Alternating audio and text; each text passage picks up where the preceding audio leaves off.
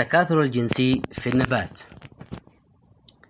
أحد طرق التكاثر في النبات والتي تتم عن طريق الأزهار، فتوفر البذور المستخدمة في زراعة جيل جديد من النبات.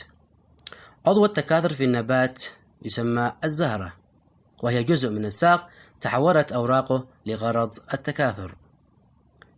وتتكون الزهرة من الطلع عضو التذكير في الزهرة، ويتكون من المتك والخيط. المتاع عضو التأنيث في الزهرة، ويحتوي على الميسم ثم القلم ثم المبيض. عملية التكاثر في النبات الزهري. أولا، عملية تكوين البيضة. تتم هذه العملية في المتاع، وهو عضو التأنيث، حيث توجد خلية جرثومية ثنائية المجموعة الكروموسومية 2N. تنقسم هذه الخلية الجرثومية انقساما ميوزيا منصفا لينتج عن هذا الانقسام 4 خلايا أحادية المجموعة الكروموسومية، حيث تتحلل 3 خلايا وتبقى خلية واحدة. تنقسم هذه الخلية وتنمو بسرعة لتكون الكيس الجنيني. ثم تنقسم النواة انقساما متساويا ميتوزيا 3 مرات متتالية لينتج عن هذا الانقسام 8 أنوية، حيث تتجه كل 4 أنوية منها إلى أقطاب الكيس الجنيني. ثم تتحرك نواة من كل قطب إلى منتصف الكيس الجنيني لتكون النواتين القطبيتين، وهما نواة الكيس الجنيني. أما بقية الأنوية فتحاط بغشاء رقيق من السيتوبلازم لكي تصبح خلايا. تسمى الخليتين المتواجدتين بالقرب من فتحة النقير بالخليتين المساعدتين.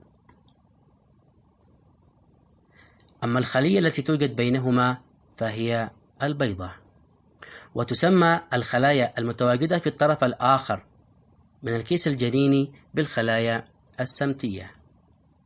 ثانيا، تكوين حبوب اللقاح. تتم هذه العملية في عضو التذكير الطلع داخل المتك، الذي يتكون من 4 أكياس، بداخل كل منهما خلايا جرثومية ثنائية المجموعة الكروموسومية. يحدث لهذه الخلايا انقساما منصفا لينتج عنها 4 خلايا أحادية المجموعة الكروموسومية. ثم تنقسم النواة انقساما متساويا لتنتج عن هذا الانقسام نواتين، أحدهما تسمى النواة الأنبوبية والأخرى تسمى بالنواة المولدة. ويتكون حول الخلية جدار سميك لتتكون حبة اللقاح.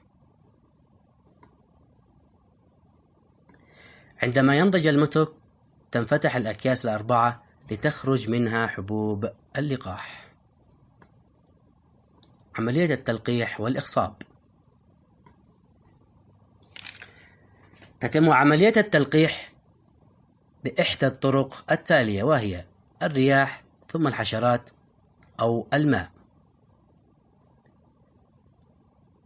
وتنقسم عملية التلقيح إلى نوعين: التلقيح الذاتي، وفيه تنتقل حبة اللقاح من متك الزهرة إلى ميسم نفس الزهرة. 2. التلقيح الخلطي، وتنتقل حبة اللقاح من متك الزهرة إلى ميسم زهرة أخرى. كيف تحدث عملية الإخصاب؟ عندما تسقط حبة اللقاح على ميسم الزهرة تقوم النواة الأنبوبية بتكوين أنبوبة اللقاح لتخترق الميسم والقلم، حيث تصل إلى فتحة النقير في البويضة، وعندها تتلاشى النواة الأنبوبية وتنقسم النواة المولدة انقساما متساويا لينتج عن هذا الانقسام نواتين ذكريتين. بعدها تخترق أنبوبة اللقاح جدار الكيس الجنيني ويتمزق طرف الأنبوبة، وتدخل النواتان الذكريتان إلى الكيس الجنيني، بحيث تندمج نواة ذكرية أحادية المجموعة الكروموسومية مع نواة البيضة أحادية المجموعة الكروموسومية لتعطي الزيجوت،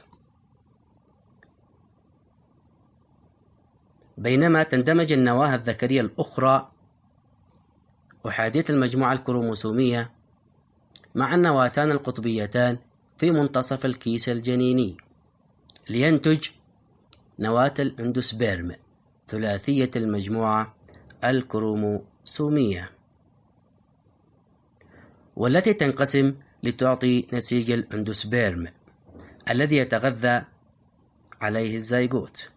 وفي النهاية يتحول مبيض الزهرة إلى ثمرة تحوي الزيجوت والذي يمثل البذور المستخدمة.